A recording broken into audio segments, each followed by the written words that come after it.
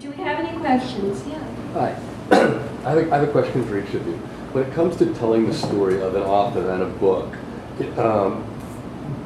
does the author and the editor now have to be more active in the marketing of it, or is that sort of beyond, getting support from other authors, just kind of putting it out there and other people are dealing with that? I feel like you are expected nowadays to have more of a web presence. I didn't have a website 9 years ago, and that seems pretty much mandatory now. So I do feel like more is expected of authors now in terms of just getting out there and being visible than before. Yeah, I think that's true. I think the responsibility that an author is assumed to have for participating in, this has been true since the evolution of the book tour, where suddenly you're sending authors to 12 cities for 6 weeks. It's a huge commitment of time and energy, and but I don't think the editor's role has actually changed that much. The editor's role has always just been to champion an author's work. It's the author who's actually out there doing the work. So you're not on Twitter all the time? I'm not on Twitter ever. How about you? No. And the cafe that I go to has no internet access, so That's great. it is great. Actually, it really forces you to focus or no distractions. And you said you write by hand. I write by hand, and then I'll go home and type up everything that I've written, and then print it out. Other questions? Yeah. Hey, I have a question for Julie. I was wondering, in your process of researching, what were some of the things that you read or looked at? Did you read letters or mostly photographs? I don't read Japanese, so if these girls kept diaries, I would be able to read them. But I read a lot of oral histories and history books, also just newspaper articles from the 1920s, 1910s. Some of those. In that, there was one passage that I read, about the other passengers on the ship. Some of those were taken from, the shipping news that they used to print in the newspapers, and they, would announce the it was just a big deal when a boat came into port. They would announce the passengers, and so a lot of the atmospheric detail I got sometimes from newspapers, or also I like looking at advertisements. What kind of food people are eating, the clothes they wear, but I would say mostly from books. Other questions? Yeah. Julie, I'm just curious, can you just say a little bit about your experience at Columbia? Did you like it? Did you like it? What was it? My experience at Columbia, it was intense. It's so expensive, for one thing. And I was working 20 to 30 hours a week in the marketing department for a construction management company the whole time, and I was just so afraid of not. I never would say no to freelance work because you just never know. So I always felt stressed out a lot of the time. I felt like I had to make use of every spare second of my time. So it was hard in that way, but I think for me, I was a little bit older. I failed at graduate school the first time around. When I went to school, I started a program in painting when I was a couple of years out of undergraduate school, and then dropped out. So by the time I went to Columbia, I was 32. So I think I had a better, I just had a little bit more perspective on my work, and I think in a way, I just thought I already failed once as a painter, so I had nothing to lose. And being in school is actually, you'll never get 10 other people to read your work so closely. It's a very unusual situation. That just doesn't happen in real life. You'll get an editor if you're lucky to give you a very close read. And also in school, you get what you give. If you give good notes, you'll get good feedback from it. And so it's a very unusual time. And I think for me, deadlines were actually very, very helpful. We set up a deadline for the next book. It's going to be taking longer and longer each time around. But so I'd say overall it was good. And I'm in touch with a few people from the program. But I would say, the cost though it's almost prohibitive. It's kind of outrageously expensive now, especially. So.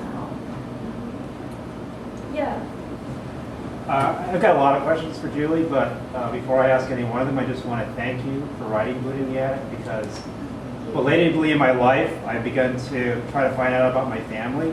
And in fact, my grandmother was a mail-order bride in Wow. 1917. Wow. And she came over when she was 18 on a boat from San Francisco. Wow. So as I've interviewed my family, a lot of them have memories of their mom, but they're in their 80s and either dementia or just memory is fading away. So your book has given a voice, or at least context, to my family coming over, and I greatly appreciate it. Go ahead. But I wanted to ask you about your transition from visual arts into writing, and was there a major transition in your process? Because you mentioned, like, when you really work on your book, you're kind of in the egg, and it's something that's very personal. I wonder, is that like being in the studio too? Actually, it is. I mean, I feel like it's not that different. I mean, when you're in the studio, every day you go to the studio and you'll sketch out a scene loosely on the canvas and you'll bring up the details slowly and you'll try not to fixate too much on any one detail. And I feel like it's the same. I mean, I'll go to the cafe every day and I'll sketch out a scene, a paragraph, and try to bring it up, bring everything into focus at the same time. So I feel like the process is actually very similar. And just the discipline too, just doing it every day. I feel like, I think I'm naturally just a disciplined person anyway, but something about going to the studio really, I feel like, carried over. And I feel like my first book actually came to me very visually, very much in pictures.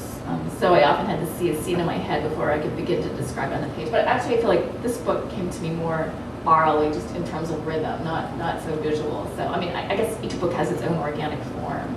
But there was a big gap. I mean, it was a few years. I think I stopped painting when I was 27, and I didn't start writing till I was 30. So for about 3 years, I was just sitting in the cafe every afternoon before I went into work in the evening as a word processor for the construction management company. And I just started to read fiction, contemporary fiction, which I hadn't done before. What were you reading?